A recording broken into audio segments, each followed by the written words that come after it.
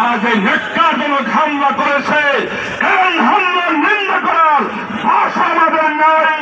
পরিষ্কার কথা বলি, এই বাংলাদেশে গোপালগঞ্জ নয়, সারা বাংলাদেশে কোথাও আওয়ামী লীগকে দাঁড়াতে দেওয়া হবে না ইনশাআল্লাহ।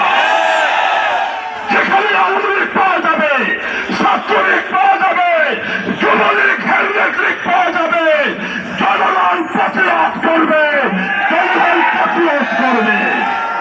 যদি কোন সরকারের কোন কর্মকর্তা, প্রশাসনিক কর্মকর্তা পুলিশ শেখ হাসিনার দূষরদের পুনর্বাসন করার চিন্তা করেন, তাদেরকে রক্ষা করার চিন্তা করেন, তাহলে আপনাদের বিরুদ্ধে আমাদের আন্দোলন চলবে।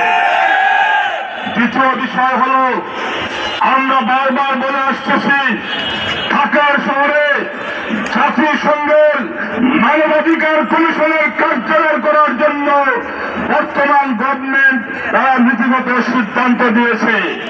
আমরা সরকারকে বলি, এখন সময় আছে, অবিলম্বে আপনার সিদ্ধান্ত প্রত্যাহার করুন।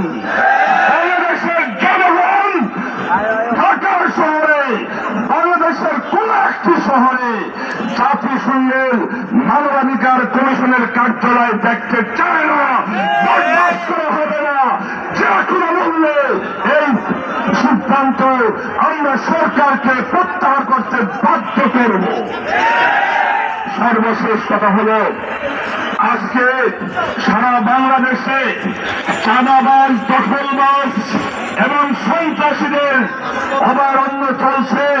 পত্রিকার পাতা খুললে, টেলিভিশনের পর্দা খুললে আমরা দেখতে পাই চাঁদাবাজি আর সন্ত্রাসবাদী।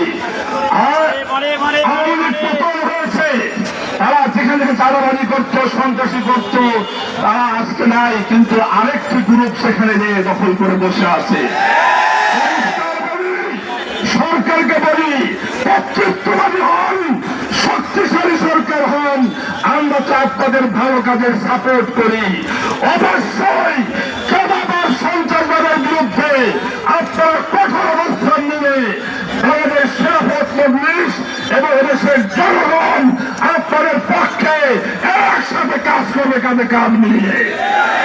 বাংলাদেশে কোন চাঁদাবাদের স্থান হবে না, সন্ত্রাসের স্থান হবে না, কোন দখলবাজি চলবে না। আরেকটি বিষয় হল, আজকে আমরা লক্ষ্য করছি, যারা আমরা ফ্যাসিবাদ বিরোধী আন্দোলনে রাজপথে একসঙ্গে ছিলাম, বিএনপি, জামাত ইসলামী, ইসলামী আন্দোলন সহ আমরা একসঙ্গে ছিলাম, আমাদের ঐক্যকে আজকে আরো সুদৃঢ় করতে হবে। আমরা একে অপরের বিরুদ্ধে কথা বলতে গেলে শালীন ভাষায় কথা বলবো, আমরা সমালোচনা করব, আমরা প্রতিযোগিতা করব, কিন্তু প্রতিহিংসা আমরা করব না।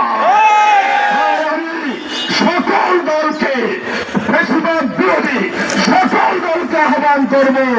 এবং গতকালকে আমাদের আমির মজলিস আল্লাহ মামুনুল হক আহ্বান করেছেন, এই মুহূর্তে যদি আমাদের মধ্যে ঐক্য সৃষ্টি হয়, তাহলে আওয়ামী লীগ পুনর্বাসনের সুযোগ পেয়ে যাবে। এখন এই সময় হয় নাই, আমাদের পরস্পর প্রতিযোগিতা থাকবে, কিন্তু আমরা একে অপরের বিরুদ্ধে কথা বলতে গেলে আমরা একটু খেয়াল করে বলবো এবং আমাদের ঐক্যকে আরো সুদৃঢ় করতে হবে। আমাদের এখনো অনেক সময় বাকি। আমরা একটি সুন্দর বাংলাদেশ গড়তে চাই। এই বাংলাদেশ গড়তে গেলে আমাদের মধ্যে ঐক্য হলে আমাদের জন্য বাধা হয়ে দাঁড়াবে। তাই আমি সকল দলকে বলবো, আমরা সকল ঐক্যবদ্ধ থাকবো এবং আমরা একে অপরের বিরুদ্ধে কারা সরাসরি করি এবং অশালীন কোন বক্তব্য আমরা দিব না। আমি সবাইকে ধন্যবাদ জানিয়ে আমার বক্তব্য শেষ করছি। আমাদের মিছিল শুরু হবে এখনই।